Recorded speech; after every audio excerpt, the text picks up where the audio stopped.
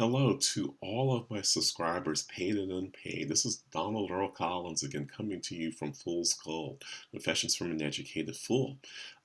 Just going to spend a few minutes talking further about the Substack I've posted today regarding Israel and Palestine, Cardassia and the Dominion, and Star Trek Deep Space Nine.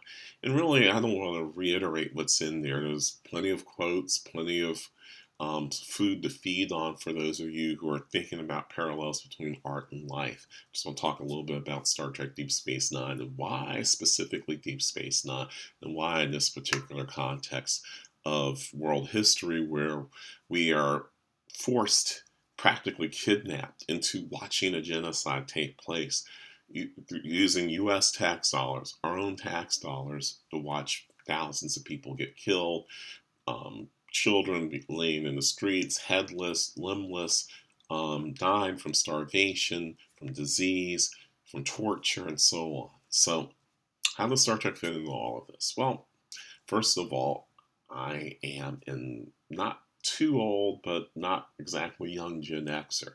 When I was born at the end of '69, Star Trek, the original series, had just gone off the air, had been canceled at the beginning of that year. So, in point of fact, I am probably as close to a Star Trek Trekkie or as anyone from Gen X is going to be. Anyone born before, say, 1976 or 77 has been exposed to large amounts of stuff around Star Trek. And Star Trek, from a cinematic perspective, represents the best of cinema for that time period in terms of dealing with social justice and injustice related kinds of issues: racism, sexism, homophobia, transphobia, whether we want class, issues of class and socioeconomics, all those sorts of things are in this series about humanity overcoming its greed, overcoming its quest for power, and trying to build a better, more utopian, even if you will, kind of society. And so that's all in there, all in a show that was supposed to be space western. That's what Gene Roddenberry wanted in the first place. But so many Trekkies, so many younger Gen Xers, excuse me, old Gen Xers now, and young baby boomers back then were into the show and into the meaning of that show, that you saw these themes play out over and over again. Yet the show was still dominated by white actors. And so when you see Hawk, who Avery Brooks played in the 1980s in the show Spencer for Hire with Robert Urich, for those of you who are old enough to remember that show, on ABC, right?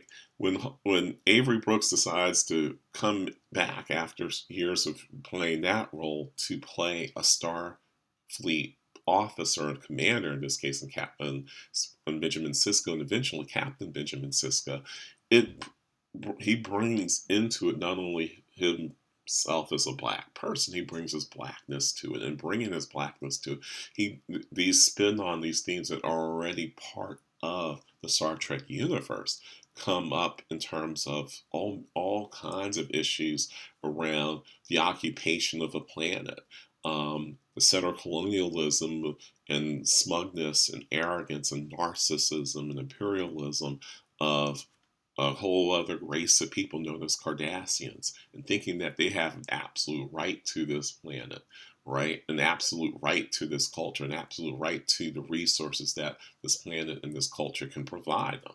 And after having looted this planet for half a century, and after by treaty having to withdraw because it got too expensive to try to rule over a planet that where there's this massive planet-wide rebellion going on, killing lots and lots of Cardassians along the way. So all of that's the backdrop for everything that happens afterward. Lost glory, the need to come back and reconquer this territory, the lord over these people to let them know that they are the inferior people, and all those sorts of things. It draws massive amounts of parallels to what we're seeing now with Israel and Gaza. And all that leads me to believe, based on both life and art, is what some people have already been saying already. Israel's already lost. They just don't know it yet. right? You kill enough, if you have to continually kill people and destroy territory and destroy culture in order to conquer a group of people, then you have lost your soul. You've lost your spirit. And the U.S., already a soulless country by virtue of everything that's happened here over the last 50, 60, 100, if you want to go back to 1619, for 106 years, et cetera, et cetera, et cetera, supporting them. Well, I hate to say this, but you don't gain anything. In fact, you lose a lot by supporting genocide. You lose a lot by supporting the destruction of a people, all in the name of security, all in the name of so called safety, all in the name of imperialism, all in the name of colonialism, all in the name of capitalism. And if you continue to do that, you will reap the whirlwind. I'm not some prophet here. This is just a historical fact.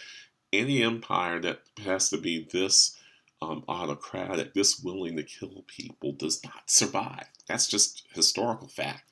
I don't care what part of history you go back to in terms of humanization over the last 10 or 15,000 years. Empires get to this point, they're doomed. And so the U.S. is doomed in its own way, and Israel is doomed by virtue of being associated with the U.S. in its own way.